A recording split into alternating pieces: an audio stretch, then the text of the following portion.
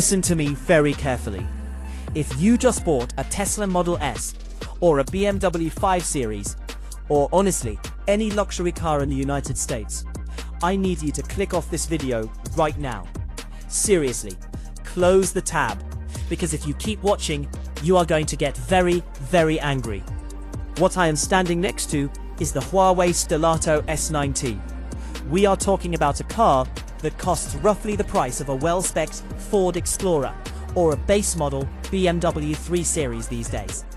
But for that money, the Chinese market is getting a vehicle with technology that feels a decade ahead of us. We are talking about headlights that can literally project movies on the wall, an autonomous driving system that navigates complex city streets better than your Uber driver, a zero-gravity seat that defies physics, and it does 0 to 60 in under 4 seconds. In a wagon, a luxury family wagon. I honestly don't know whether to be impressed or terrified, so I'm just going to be both. This isn't a review anymore. This is a crime scene investigation into how the US car market got left in the dust. You've been warned. Let's start with the face of this thing, because it is staring into my soul. The front end of the Stelato S9T is what happens when you tell a designer to make a car look like it arrived from the year 2035. It is incredibly smooth, completely devoid of those fake angry grills we put on everything in the States. They call this the Galaxy aesthetic, and for once, a marketing name actually makes sense.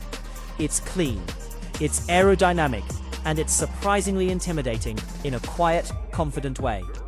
But the real magic, and I mean actual magic, is in the lights. These aren't just headlights. They are millions of pixels of programmable LEDs called X-Pixel. You have to understand, in the US, we get excited if our high beams turn off automatically. These lights, they are intelligent projectors. If the car senses a pedestrian trying to cross the road in the dark, it can literally project a crosswalk onto the asphalt to tell them it's safe to walk. I am not making this up. It can project navigation arrows onto the lane in front of you, so you never miss a turn. It can even flash greetings or custom animations. It is the biggest flex I have ever seen on a car exterior. Imagine pulling up to a wall at night and projecting a movie for your friends from your headlights. That is a real feature. Meanwhile, my car just has high beams that blind everyone. Moving around to the side, this is where the T in S9T comes into play. The T stands for touring, which is fancy car speak for wagon. And oh my god, does it look good. In America, we decided wagons were uncool and bought a billion SUVs instead. But look at this silhouette. It is long, low, and menacing. It stretches out over 5.1 meters. That is longer than a Range Rover. The roofline sweeps back in this single fluid gesture that makes the car look like it's moving even when it's parked. And the aerodynamics?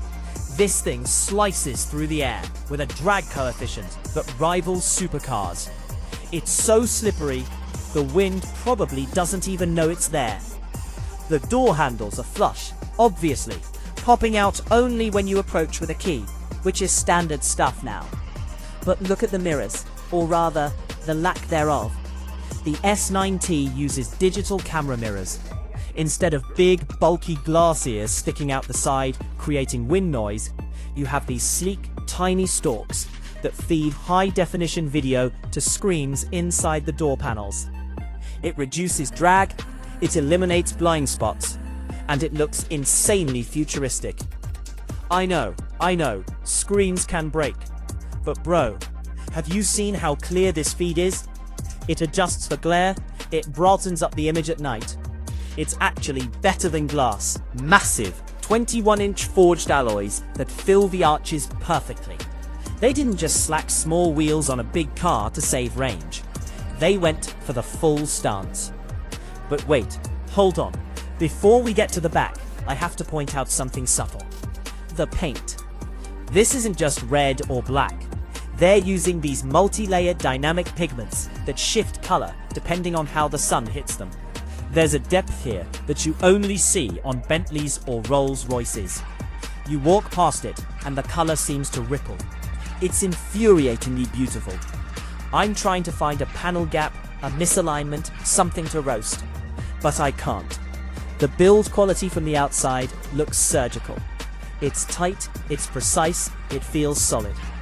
Okay, round the back. This is the money shot for wagon lovers. The rear end is wide, planted, and features a continuous light bar that they call the Nebula. It spans the entire width of the trunk and creates this starry, sparkling animation when you unlock the car. It's not just a red line, it's textured. It looks like crushed rubies inside the housing. And because it's the wagon version, you have this beautiful upright hatch that promises massive cargo space, which we will get to. But visually, it gives the car these wide hips that make it look muscular. It doesn't look like a grocery getter. It looks like a mob boss's weekend ride. Now, let's talk about what is powering this land yacht, because the numbers are frankly rude. The Stelato S9T sits on Huawei's Turing platform, running an 800-volt high-voltage architecture. If you don't speak nerd, let me translate. This thing charges faster than you can order a coffee. If you find the compatible charger, you can add 200 kilometers. That's about 125 miles of range in 5 minutes. 5 minutes. You plug in, go inside for a bathroom break, come back, and you're good for another 2 hours of driving. That basically kills range anxiety dead. The battery is a massive 100 kilowatt hour, giving it a range of over 700 kilometers, or roughly 440 miles on the CLTC cycle. Even if we adjust that down for real-world American highway speeds, you are easily crushing 350 miles of hard driving. And the power? It's a dual-motor setup, one motor in the front, one in the back, delivering all-wheel drive and a combined output of 523 horsepower. This is a family wagon that weighs over 2 tons, and yet it launches from 0 to 60 in 3.9 seconds. That is faster than a standard Porsche 911 Carrera. Imagine seeing a station wagon gap you at a stoplight, while the driver is getting a back massage.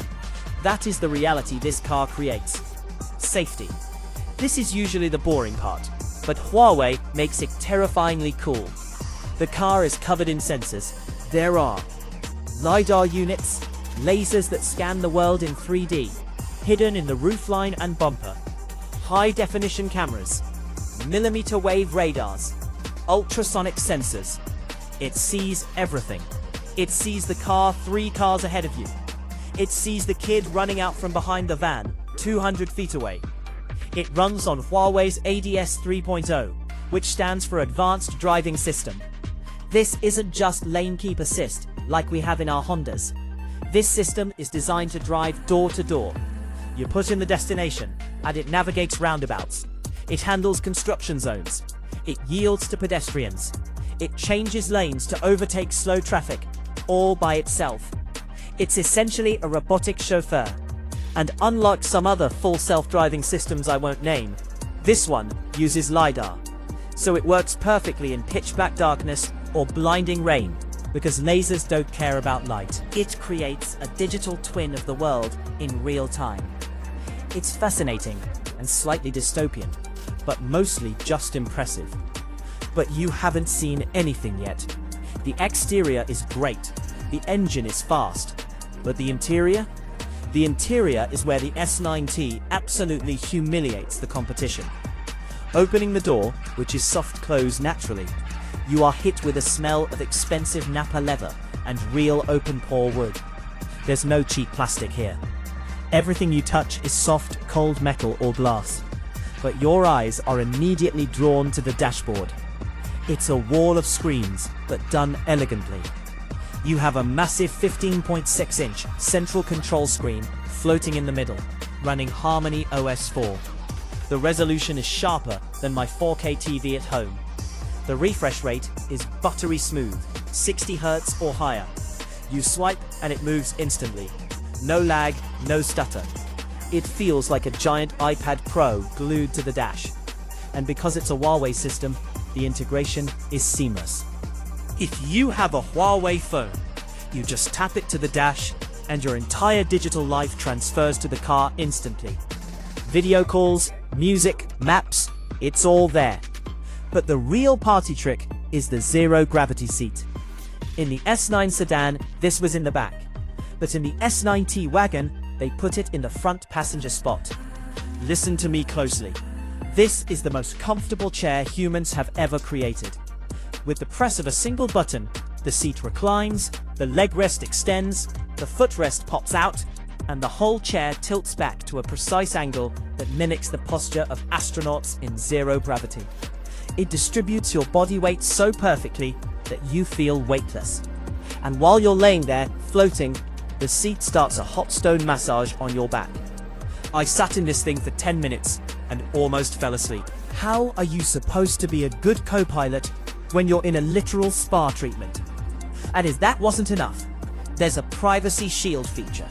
With one tap, the infotainment screen modifies its polarization, so the driver cannot see what the passenger is watching. The passenger can be watching a movie, playing a game, or scrolling TikTok, and the driver just sees a black screen. No distractions. It is genius. Let's talk about the back seats, because this is a wagon, so you expect utility. The legroom is limousine tier. I'm 6 feet tall, and I have inches of space ahead of my knees. The floor is completely flat, no transmission tunnel hump. And the amenities? The center armrest folds down to reveal a control panel, where you can adjust your own climate zone, your own heating, your ventilation, and yes, your own massage settings. The rear seats are heated and ventilated in a wagon. And then there's the fridge, not a cooler that blows vaguely cold air. A real compressor-driven refrigerator hidden in the center console. You can set the temperature from -6 degrees Celsius to 50 degrees Celsius. You can freeze ice cream in there, or you can keep your takeout warm. Who thinks of this? I'll tell you who. People who actually live in their cars. It holds 3 bottles of champagne or a dozen sodas. It is the ultimate road trip machine. Now look up. The roof is entirely glass. It's a panoramic canopy that stretches from the windshield all the way to the trunk. It makes the cabin feel incredibly airy. But the sun? Don't worry. The glass is double silver-plated to block 99.9% of UV rays and heat. You get the view without the sunburn. And at night, the ambient lighting strips along the roof and doors don't just glow. They pulse. They thought of everything. There's even a 220-volt outlet in the trunk, so you can power a campsite, run a coffee machine, or charge your laptop. Now, the price. This is the part that hurts. This is the part where the jealousy really kicks in. In China, the top spec version of this car, the one with the dual motors, the zero-gravity seats, the projector headlights, the fridge, the 25 speakers, costs roughly 450,000 RMB. Depending on the exchange rate, that's somewhere between 60,000 and 65,000 USD. Let that sink in. $65,000. In the US, $65,000 gets you a mid-spec Mercedes E-Class with fake leather seats and no options. It gets you a Tesla Model Y Performance, which is a great car, but the interior feels like a waiting room compared to this. The Stelato S9T is offering Maybach-level luxury, supercar acceleration, and sci-fi technology for the price of a standard family hauler. The economics don't make sense to my American brain. If this car had a German badge on the hood, it would cost $150,000 easy. So, here's the big question. The question that really matters. If this car came to the United States, if you could walk into a dealership tomorrow and buy the Stelato S9T for $65,000, would you buy it? Would you trade in your Tesla, your BMW, your Ford, or would the brand name scare you off? Would you trust the tech? Because looking at this, sitting in this, and seeing what it can do, I think I know my answer, and it scares me a little bit. We're looking at a future where the best cars in the world might not come from Detroit or Stuttgart anymore. They might come